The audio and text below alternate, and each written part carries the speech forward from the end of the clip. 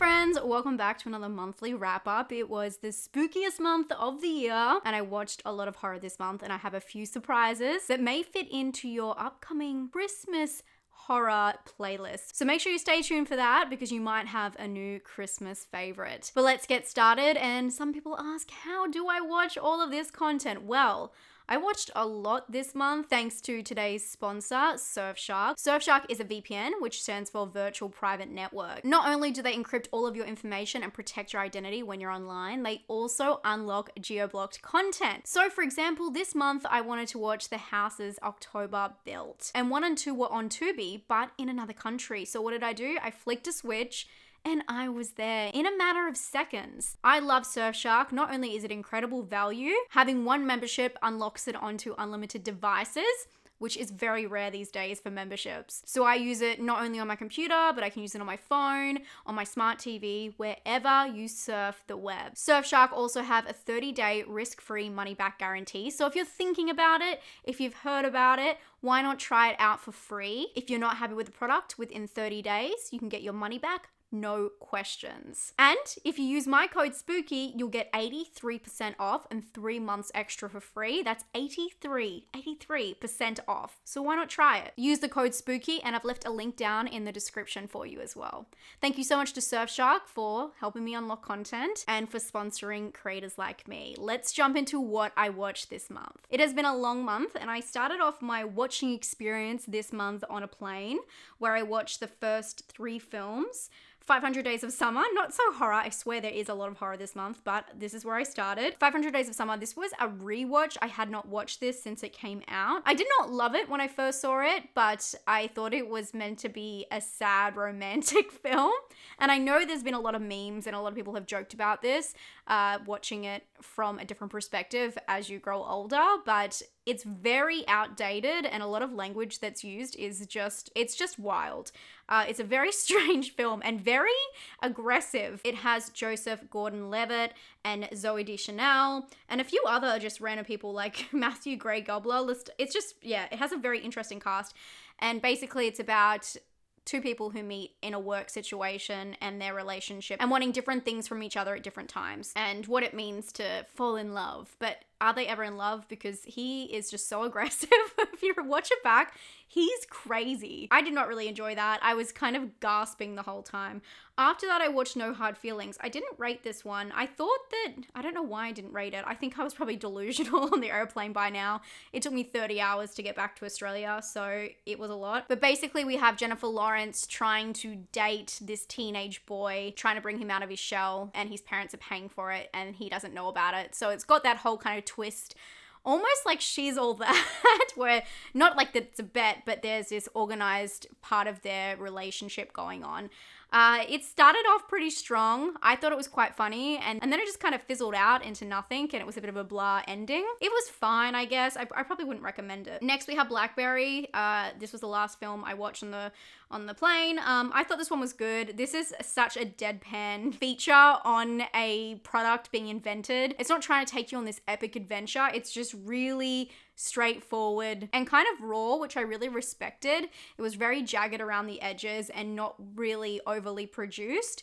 It's just a very strange story about how BlackBerry was invented and who invented it and how its popularity rose so quick and then completely splat. I thought it was an okay movie. I thought it was done well and it had an interesting kind of spin on the stylization being so deadpan, but I don't think it was anything worth raving about. Okay, next, I did watch The Exorcist first, but it's coming up as second. Anyway, I watched The Exorcist, the original, seen it I don't know how many times before I went and saw the new Exorcist Believer. I have a whole video on the Exorcist Believer, which people are angry about. People are so mad about that movie, which I kind of should have anticipated, but I didn't anticipate that people would get that intense and become like this whole gatekeeping community.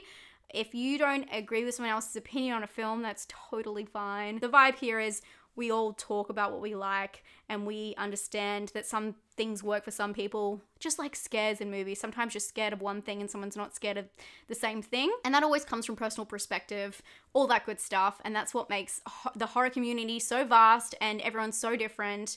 And I just didn't like the vibe that The Exorcist brought to the community. It turned really dark for a moment, and if you go look at the comments on that video, they're really dark.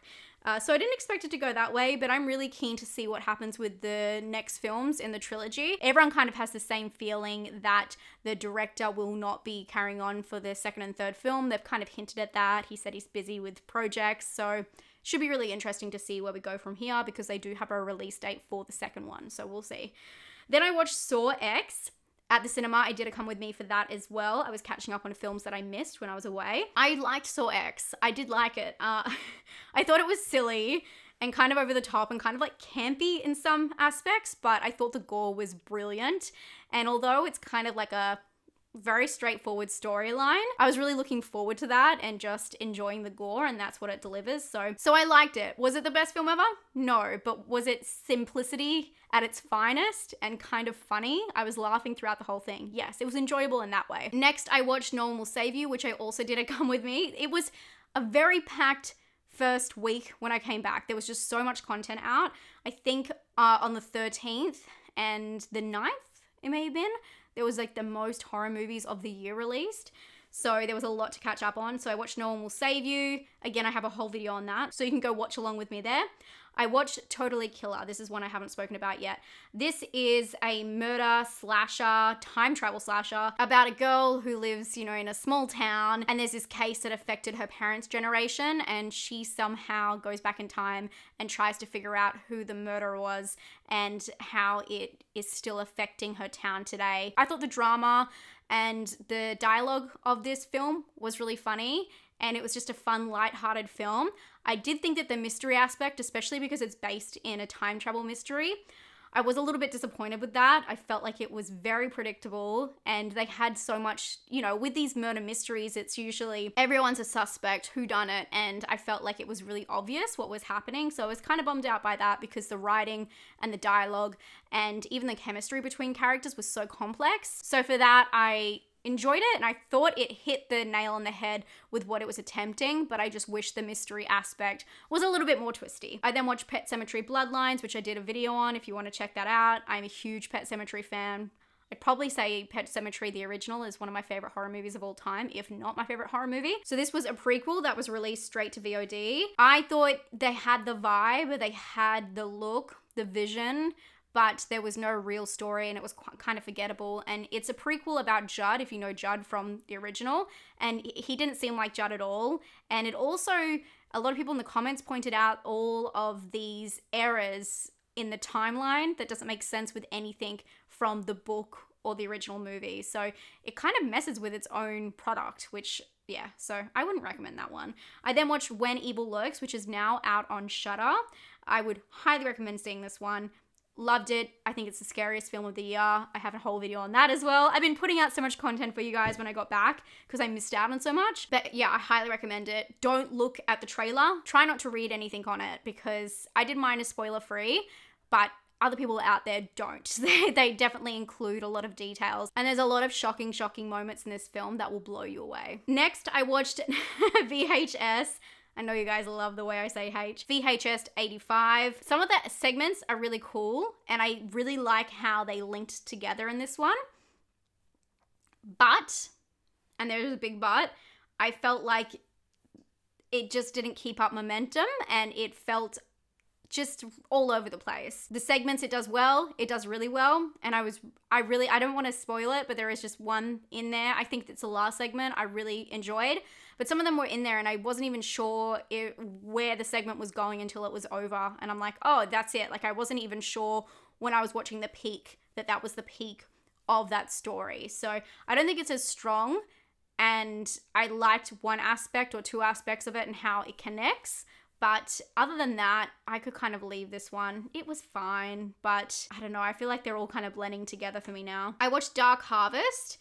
This is a film that a lot of people were really excited about because the book was really highly regarded. The script had been in work for a very long time. I didn't love this film, but I really liked the darkness and the somber feel to it.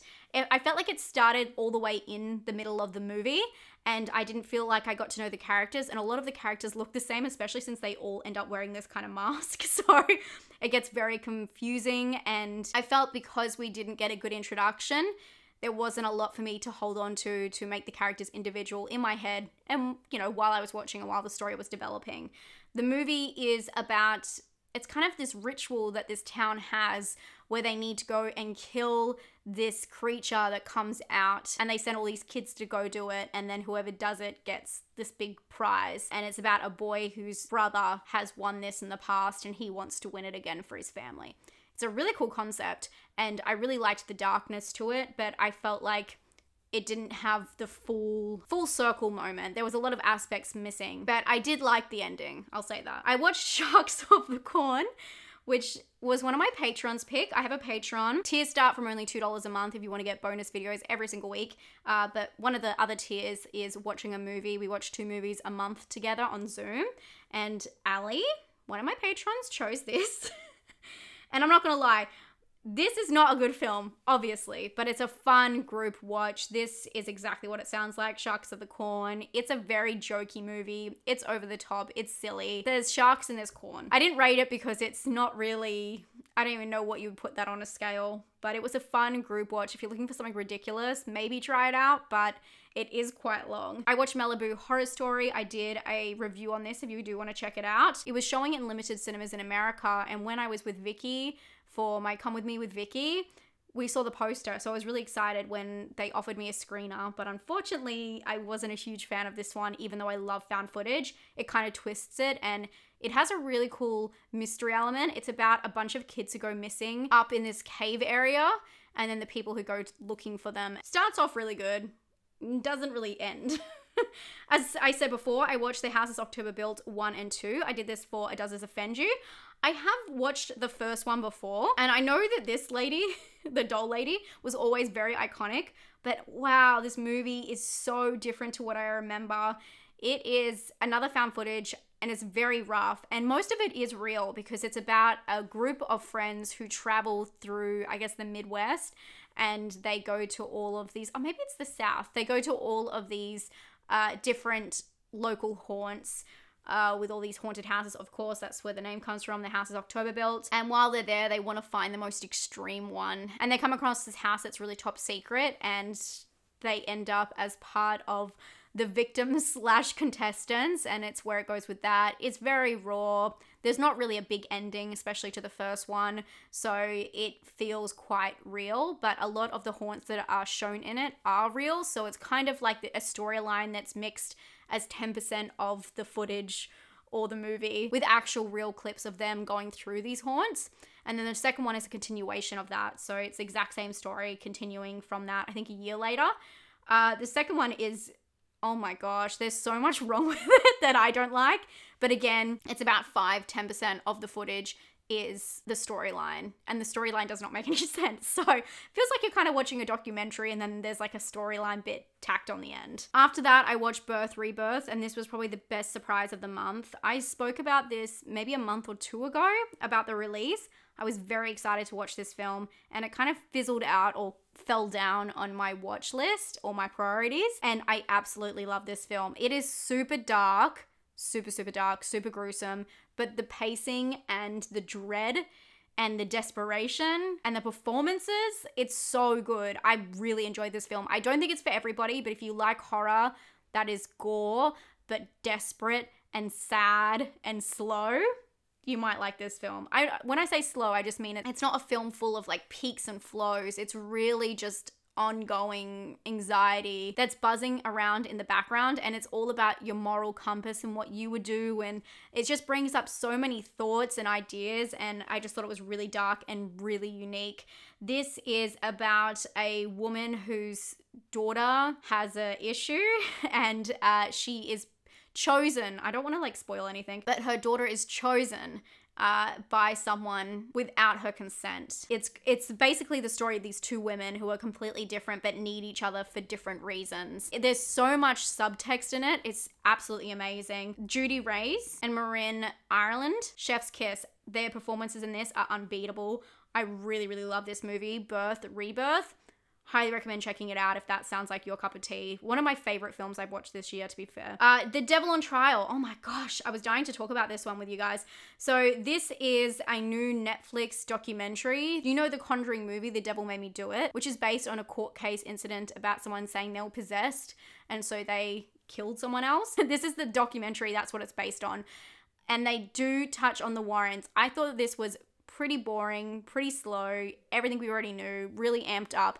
But the last 15 minutes of this has some really interesting information because it feels like it's all coming from the perspective of behind the Warrens and all pro Warren and talking about, you know, their gifts and everything like that, where I want to know about the actual victims and how that felt. And so I thought it was really interesting because the last 15 minutes does flip the script and tells you some information that the Warrens probably don't want you to know. So I really enjoyed the last part of it. But other than that, I would say definitely skip it. But the last part was very crucial and very interesting. I don't want to spoil it. It was just very interesting. After that, I watched The Puppet Man, which is a new Shudder original. I felt like this was very obvious what was happening in this film, but it's kind of a mystery about a girl and her connection to a killer. She starts having these nightmares and these dreams, and this affects everyone around her. It's a movie that's wrapped up in the idea of death and, of course, control. I felt like I was going through the motions with this one. It was a really cool idea, and I kind of like the twist on it, but I felt like the twist was very obvious within, I guess, the first half hour. I don't think it was very well put together. I'll say that. I probably wouldn't recommend it. I then watched Ghost in the Machine, which was another pick from my Patreons. Wilson picked this one. I have not seen it. It's a nostalgic 90s movie for a lot of people about a ghost or a killer who's within the internet. Well, he's within, the internet, electricity, and moves and kills people through that.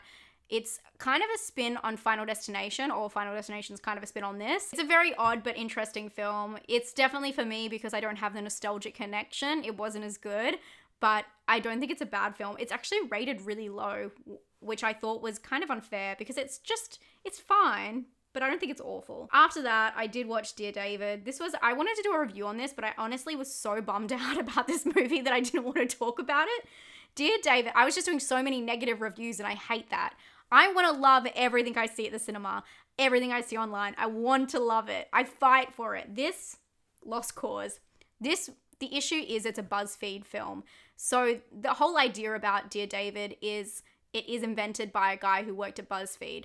This is a portrayal of that story, and it's got that kooky kind of BuzzFeed-esque feel on it, where it's a really dark and somber story. It's meant to be. I felt like it was really jokey. They had these weird reenactments. If you don't know the story, basically this artist who worked at BuzzFeed started this thread on Twitter where he would talk about how he thought he was having sleep paralysis and he thought that there was a boy who had his skull crushed in who was in his room watching him. And it was an amazing thread that was really unique storytelling and people loved it. And this takes that and puts kind of like this popcorn spin on it and makes it about the guy and his relationship with everyone else and tries to tie too many different aspects, including his work at BuzzFeed, like giving them a big plug. And it's just a very strange retelling of this story that was so scary and I wish just featured mainly in his apartment instead of all of these different roles. I think that the main guy, he did really well for what he had. I thought he was a really good actor. Yeah, I was just really disappointed. It wasn't scary. It was kind of silly, and the reenactments killed any suspense.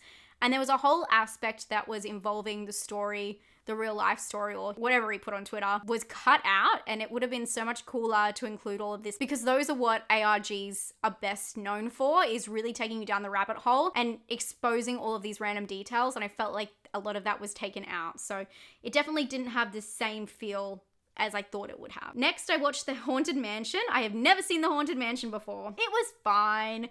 I love that there are some rides in Disney that have movies based on them, like Pirates of the Caribbean is based on the ride, which is so crazy to me. I'm not the biggest Eddie Murphy fan, so that humor didn't really hit, but it was cute enough and it was super simple and easy to follow. After that, I watched Monster Inside, which is the new documentary about the extreme haunted house, McCamey Manor.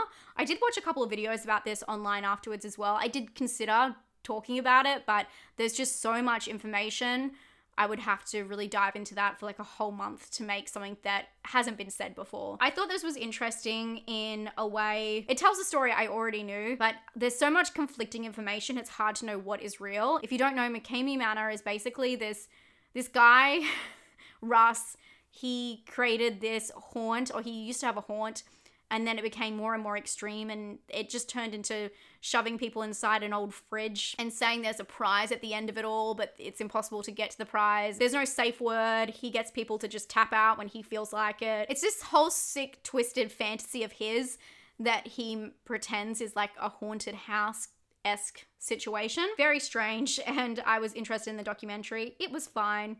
If you're into McCamey Manor, it's the told through perspectives of people who are really close to us, so I liked that. But I have found more compelling stuff online as well. After that, I watched Five Nights at Freddy's, which I did a video on. I also did a lore video on. There's a lot of conflicting feedback about the movie, which I thought was really interesting. A lot of people saying that they love it as fans or they hated it as fans. So it's been very interesting to see the feedback on that one. I also did a lore video because I played the games, but I wanted to understand a little bit better about the books, which I found out the movie is based primarily on the books, which makes it even more confusing.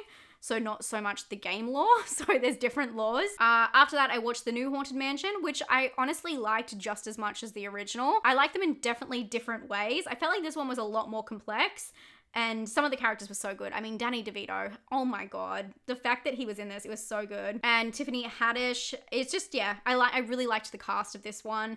And again, I don't even know if I said what it's about. It's basically about a haunted mansion. But they both had very different stories, which I thought was interesting. It didn't feel so much like a remake at all, just a different telling of a haunted house, which has the same characters in it because it's the characters from the ride, but they're mainly the ghosts and nothing to do with the people. So both of those stories felt very different, but I liked them for different reasons. And I didn't mind it. It was cheesy, but it was fun. And the details and the set design were beautiful. And I love all the nods to the ride. So yeah, it was exactly kind of what I expected for that. After that, I watched Suitable Flesh. I went and saw this at the cinema. I have a patron come with me for this one and the next one because I saw it as a double feature. Suitable Flesh is a very interesting film, and I'm so glad that someone told me before I saw it that it was more of a Lifetime movie-esque kind of feel. But the performances are really good, especially by Heather Graham and Barbara Crampton. They were really good. I thought the performances were outstanding. It's based on H.P. Lovecraft. It's a story of a psychiatrist or psychologist who gets really close to her patient. It's a really cool concept. I would say there's a lot of sexual content in this that didn't feel so much needed. They got their point across, but then they decided to get it across again and again and again, and it felt a little bit dragged out. But it was interesting. It was an interesting idea for sure. After that, I watched There's Something in the Barn, which is the movie that I really want to recommend to you guys to check out or try and find for Christmas. It should be coming out, I think, around November or December in most countries. This is a film about a bunch of Americans who go to Norway, a family. It's a comedy horror that is based on the idea of how Americans come off to Norwegians in some regards. That's part of the comedy, but it's also very deadpanned and lots of intentionally awkward moments where they use comedic timing. And I just thought it was so funny. There are a few political parts of the commentary which is not great, but everything else about this film I really enjoyed. I should have said it. It's about a family who moves to Norway and they find a barn elf in their barn, and they have to try and keep him happy. And of course, everything goes wrong. They can go wrong. So it's a very fun idea, and I do think it's one of the better Christmas horror movies I've watched in a long time. I thought it was really cute and just silly. So if you're into some good, silly Christmas fun, add it to your watch list. And then on the weekend, I had a little watch party with my friends on the Discord, and we watched Jaws, which, of course, another rewatch. I'm not, like, I love Jaws. I think the music really makes it for me, but I'm not, like, the biggest Jaws fan. I think everyone gives it, like, 5 out of 5, but it's fine for me. I think it's a good film, don't get me wrong, but it's not my favorite Spielberg film. After that, I watched Candyman. These are all rewatches, by the way. I watched Candyman, which I absolutely love, the original Candyman. So scary. Something so sinister about that film, and so many moments in it. I used to think it was real as a kid. I just think it's one of the scariest films. I really do. It has this feeling and this brutality to it, and all of the gore, it's just, it does not hold back. If you haven't seen Candyman, I really recommend it. Of course, it's about this tale of this murderous man with a hook, but it's so much more than that. It's about how it came to be, these stories, and how this student is seeking out the answer and the reasonings why he became who he is, and if he's even real. I really need to rewatch the remake as well, because I've only seen that once. And then, of course, I watched one of my favorite Halloween movies, which, I'm sorry, it's so bad, but so good.